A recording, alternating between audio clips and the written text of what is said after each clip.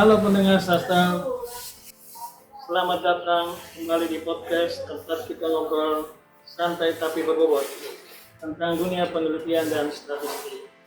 Kali ini kita akan membahas topik yang sering muncul di penelitian manajemen dan sosial, yaitu analisis faktor eksploratory atau FA. Bersama ini telah hadir 3 narasumber keren, yaitu yang pertama Ibu Rina, pemateri konsep yang akan menjelaskan teori dasarnya, dan yang kedua Ibu Mila yang akan membimbing kita dalam penerapan FA di SPSS, dan Pak Irfan, moderator kita yang siap menggali pembahasan lebih dalam. Langsung saja kita mulai dengan Ibu Rina yang pertama, silakan. Terima kasih Pak Ma'ruf atas kesempatannya. Analisis faktor eksploratory EFA. Pendahuluan analisis faktor. Satu, analisis faktor adalah teknik statistik multivariat independensi untuk mengidentifikasi struktur hubungan antara variabel. Tujuan utamanya, satu, menemukan struktur laten dari variabel yang diamati. Kedua, itu mereduksi data menjadi beberapa faktor utama. Ketiga, mengembangkan atau memvalidasi konstruk teoritis. Adapun jenis analisis faktornya, satu, exploratory faktor analisis atau EFA, menemukan struktur baru. Kedua, itu confirmatory faktor analisis atau CFA, menguji struktur berdasarkan teori. Tahap 1, ujian analisis faktor. Faktor menentukan tujuan utama analisis. 4. Keputusan penting. 1. Menetapkan unit analisis, variabel atau kasus. 2. Menentukan tujuan, peringkasan atau reduksi data. Ketiga, pemilihan variabel yang relevan, konseptual, keempat, integrasi hasil dengan teknik multivarian lain. Kemudian analisis faktor digunakan untuk menemukan dimensi laten dari sekumpulan variabel yang saling berkorelasi. Tahap 2, desain analisis faktor. 3 keputusan utama. 1. Menentukan input data atau matrik korelasi R atau Q. Kedua, itu mendesain studi dan memilih variabel metrik. Ketiga, menentukan ukuran sampel. Prinsip dasarnya, minimum 50 responden, idealnya 5-10 kali jumlah variabel, dan menggunakan variabel metrik, dan pastikan korelasi antara variabel cukup. KMO atau Kaiser-Meyer-Olkin Measure of Sample Adequacy. Nilai KMO 0,90 sampai 1, 0,80 sampai 0,89, meritorious atau baik, 0,70 sampai 0,79, needing atau cukup, 0,60 sampai 0,69 itu mediocre atau batas minimal, 0,50 sampai 0,59 visible atau kurang dari 0,50 unicatable atau tidak layak. Bethel test of severity, menguji apakah korelasi antara variabel signifikan. AO, tidak ada korelasi antara variabel atau metrik identitas. S1, ada korelasi antara variabel. Jika sig kurang dari 0,05, maka H0 ditolak, berarti data layak dianalisis faktor. MSA, Measure of Sampling Adequacy dari Anti-Image Correlation. MSA menunjukkan kelayakan tiap variabel secara individual. Nilai MSA tertera di Anti-Image Correlation metrik atau diagonal. Kriteria SMA lebih dari atau sama dengan 0,5 berarti variabel layak dianalisis. Jika lebih kurang dari 0,5, variabel sebaiknya dihapus. Oke, itu berarti FA nggak bisa asal jalankan ya, harus ada uji kelayakan dulu. Nah, saya yakin banyak pendengar yang lebih penasaran. pada bagian aplikatifnya nih, mungkin Nila bisa jelaskan gimana cara menerapkan EFA di SPSS. Tentu pelan-pelan, jadi langkah-langkahnya akan saya tunjukkan di SPSS sebagai berikut. Langkah pertama membuka data, pertama klik file, terus pilih open data, dan kemudian kita akan mencari data file Habat SAF. Dan tampilan datanya akan seperti ini. Uji kelayakan data dengan cara analyze, pilih dimension reduction, lalu pilih faktor, masukkan semua faktor-faktor dari X6 sampai dengan X18, dimasukkan dari variabel.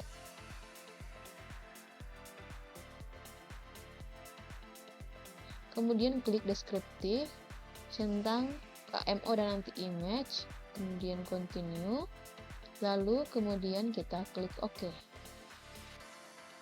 Outputnya akan tampil seperti ini, kemudian kita ekspor, pilih file, ekspor, dan kemudian kita akan memilih filenya akan di mana diekspor.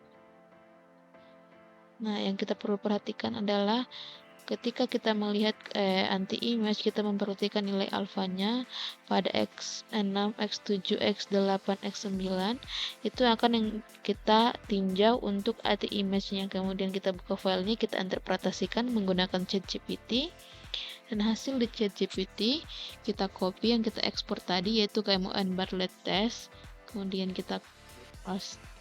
Nah, dapat dilihat di sini nilai KMO yang hasil interpretasi hasil uji kita tadi, di mana nilai KMO dapat dilihat yaitu 0,0069. Nah, itu berada di rentang antara 0,60 sampai 0,69, itu sedang. Nilai KMO 0,60 berarti tingkat kecukupannya sampai cukup memadai meskipun tidak terlalu tinggi. Uji Bartlett menguji apakah korelasi antara variabel signifikan dengan statistik, hipotesisnya H0 berarti tidak adanya korelasi, sementara H1 berarti adanya korelasi. Jika dilihat dari uji Bartlett, nilai signifikannya di bawah 0,05 dan diperoleh yaitu 0,00, berarti nilainya korelasi antar variabel signifikan. Kemudian kita melihat dari nilai anti image, kita mengcopy terlebih dahulu anti image yang kita ekspor tadi. Kita interpretasikan lagi menggunakan ChatGPT, dan hasilnya dapat dilihat sebagai berikut. Dapat dilihat kriteria penilaian MSA yaitu 0,90 sampai dengan 1 itu sangat baik, 0,80 sampai dengan 0,89 itu baik, 0,70 sampai 0,79 itu cukup baik, 0,60 sampai 0,69 itu sedang atau masih bisa diterima. Nah, intinya di bawah di atas 0,50 masih dapat diterima. Dapat dilihat itu nilai MSA dari data yang kita uji yaitu X6 0,873, X7 0,620, X8 0,527, X9 0,890, X10 0,807, X11 0,448. Ini tidak memenuhi karena masih tinggi 0,05 dan tidak layak untuk kita ambil datanya, yaitu X11, X15, dan X17 karena di bawah 0,5. Kemudian kita menguji ulang yaitu analyze, dimension reduction, faktor. Nah, di sini kita keluarkan data yang tidak layak tadi yaitu X11, X15, dan X17 kita keluarkan dari variabel dari kemudian terus klik OK. Dan hasilnya kemudian kita ekspor kembali dalam bentuk Word sehingga gampang diinterpretasikan, dan nama filenya itu contohnya KMO baru. Oke. Kemudian kita buka filenya KMO baru, kita melihat dari nilai KMO and Bartlett testnya, kita copy ulang. Nah, kemudian kita interpretasikan seperti biasa. Kemudian kita memilih KMO yang sudah dihapus dari X11, X15, dan X17 itu 0,669, berarti masih layak untuk digunakan untuk Jadi analisis faktor eksploratory atau EFA ini untuk interpretasikan kembali ke ChatGPT sehingga kita dapat menilai untuk membandingkan berapa nilai anti image-nya. Nah, diperoleh di sini kriteria nilai MSA seperti yang saya jelaskan sebelumnya. Kemudian kita akan meninjau nilai MSA dari output yang sudah kita hilangkan beberapa variabelnya. Dapat dilihat yaitu X6 yaitu 0,613 layak sedang, X7 yaitu 0,639 layak sedang, kemudian X8 yaitu 0,517 rendah tapi masih bisa dipertimbangkan atau digunakan karena nilainya di atas 0,5.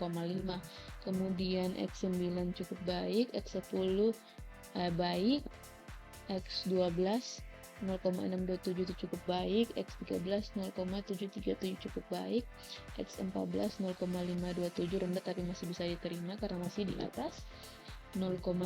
Kemudian X16 itu baik dan X18 itu cukup baik, sehingga dapat dikatakan bahwa hampir semua variabel memiliki nilai MSA di atas 0,5, artinya semua variabel masih layak untuk disertakan dalam analisis faktor. Nah, variabel dengan nilai mendekati batas bawah sekitar 0,5 seperti X8 dan X14. Kemudian kita akan menentukan metode ekstraksi, yaitu seperti analyze, dimension reduction, kemudian faktor. Sini kita mulai extraction, kita pilih centang scratch-plot, metodenya yaitu kita principal components. Dan sebelum kita continue, kita harus memastikan region yang dipilih itu satu, kemudian continue lalu oke. Nah, langsung kita interpretasikan hasilnya. Yang akan kita interpretasikan yaitu nilai total varian explain. Nah, di sini untuk nilai metode ekstraksi untuk VCA ada dua kriteria umum yang digunakan, yaitu hanya faktor dengan Eugen value di atas 1 yang dipertahankan. Faktor dengan Eugen value di bawah 1 dianggap tidak cukup kuat untuk menjelaskan variance yang signifikan. Dapat kita lihat di sini hanya ada 4 yang dipertahankan di atas 1, yaitu 3,086 dan yang paling rendah yaitu 1,039, sehingga di bawah tersebut nilai tersebut tidak bisa dimasukkan dalam penentuan jumlah faktor. Jadi dapat dikatakan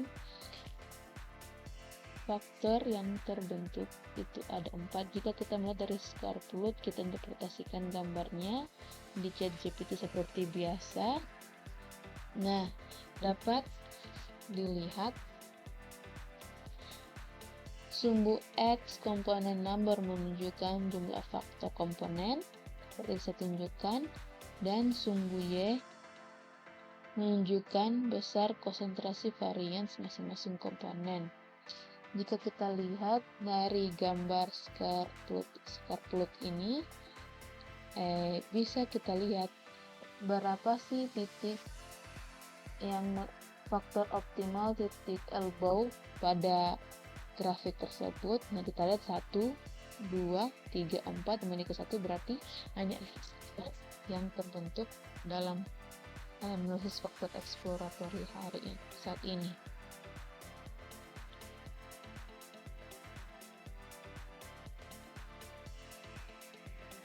Kemudian kita akan melakukan suatu faktor, yaitu cara analyze, dimension reduction, faktor, rotation. Di sini kita akan memilih Varimax karena untuk menguji mungkin ada data yang tidak berkolerasi. Terus kita jangan lupa centang pada loading plots, terus continue, klik OK. Nah, kemudian kita langsung ekspor filenya menjadi bentuk Word sehingga gampang diinterpretasikan. Filenya kita ubah namanya menjadi rotasi faktor terlebih dahulu. Oke, buka filenya. Kita nilai dari komponen matrix. Kita copy komponen matriksnya, kemudian kita akan interpretasikan kembali ke dalam ChatGPT. Oke. Tabel komponen matriks menunjukkan loading faktor awal, yaitu korelasi antara tiap variabel dengan faktor yang terbentuk sebelum dilakukan rotasi, misalnya Varimax. Nilai loading menunjukkan seberapa kuat suatu variabel berhubungan dengan faktor tertentu. Semakin tinggi nilai loading, mendekati plus kurang lebih 1, semakin kuat hubungan variabel terhadap faktor tersebut. Nilai loading di bawah kurang lebih 0,5 umumnya dianggap lemah. Melihat pola loading berikut ringkasan kekuatan loading pada setiap variabel. Dapat dilihat yaitu X6 faktor dengan loading tertinggi faktor 6, nilai loadingnya yaitu 0,739. Ini merupakan faktor loading kuat karena mendekati 1. Kemudian X7 0,544 loading moderat atau loading menengah. Kemudian kita lihat sampai dengan X9 faktor 1 loading sangat kuat. Lalu X7 0,544 loading moderat, X12 yaitu faktor 1 loading kuat, X13 loading kuat namun arahnya negatif, X14 faktor 3 dia loading kuat, X16 faktor 1 0,783 loading sangat kuat, dan X16 termasuk dalam faktor 1 dia 0,842 loadingnya sangat kuat. Faktor 1 variabel dominan yaitu X7, X9, X10, X12, X16, dan X18. Faktor 2 yaitu X13, X8, dan X14, dan faktor 3 yaitu variabel dominan X8. Kemudian kita akan interpretasikan nilai rotate component matrix, dan dapat dilihat di sini ini adalah penentuan faktor di mana nilai loading faktor di atas 0,5 dianggap signifikan setiap variabel ditempatkan pada faktor nilai tertinggi loading tertinggi. Arah positif atau negatif menunjukkan hubungan, namun dalam konteks analisis faktor exploratory yang penting adalah besarnya loading, bukan tandanya. Tanda hanya menunjukkan arahnya. Dapat dilihat di sini X6 nilai loading faktor yang paling tinggi berada pada faktor 4 0,892 sehingga faktor dominan adalah faktor 4. X9 yang tertinggi pada faktor 1 yaitu 0,933 sehingga dia masuk di faktor 1. X10 dia tertinggi di faktor 2 yaitu 0,743. X12 pada faktor 2 0,898, X13 pada faktor 4, nah X16 pada faktor 1 yaitu 0,886.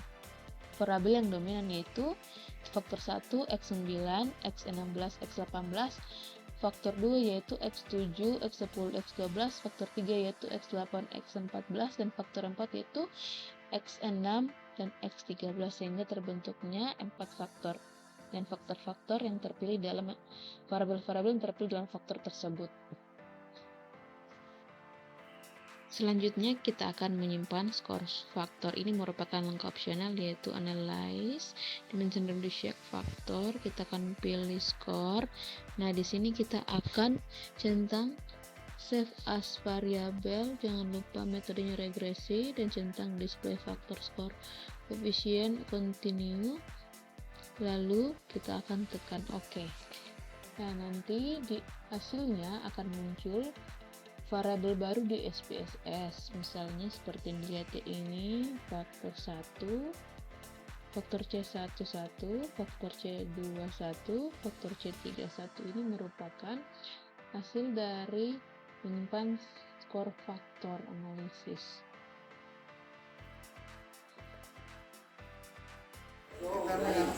Berarti output yang paling penting itu rotate komponen matriks ya.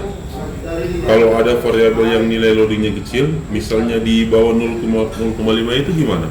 Bila? Bagus banget pertanyaannya Pak. Kalau faktor loading di bawah 0,5 berarti variabel itu tidak cukup kuat untuk mempresentasikan faktor tertentu. Biasanya variabel seperti itu bisa dihapus atau dipertimbangkan ulang tergantung konteks penelitiannya.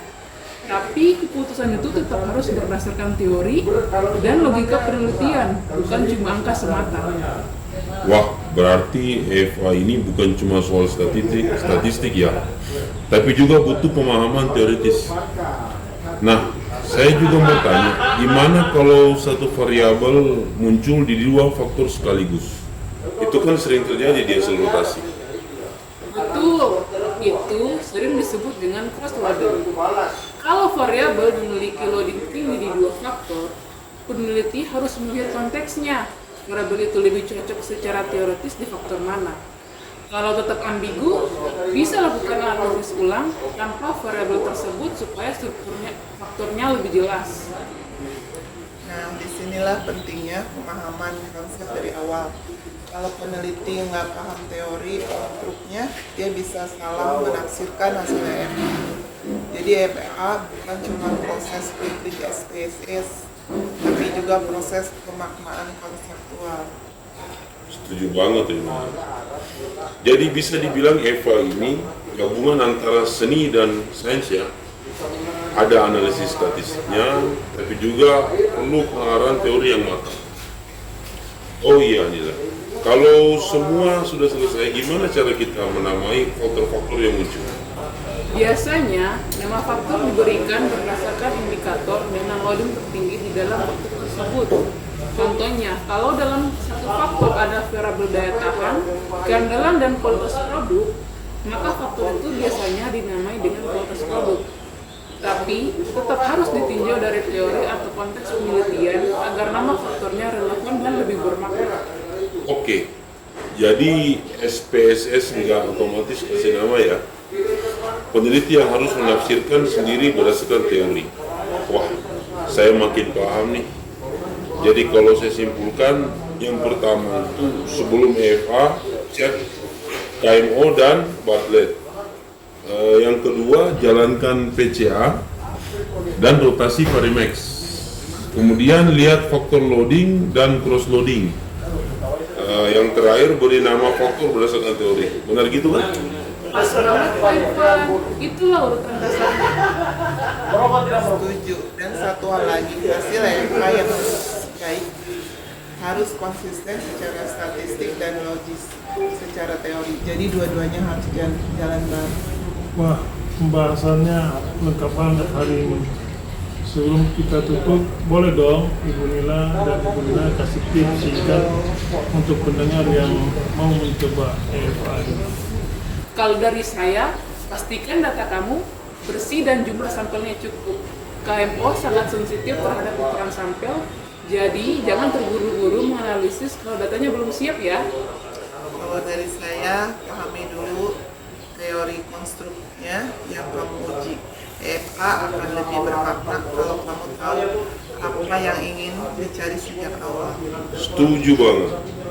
Jadi EFA bukan cuma tentang angka, tapi tentang makna di balik data.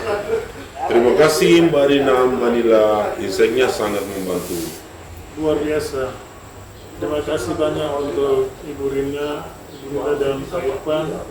Diskusi kita hari ini benar-benar membuka wawasan tentang analisa faktor eksploratory, mulai dari teori uji kelayakan sampai penerapan di SPSS.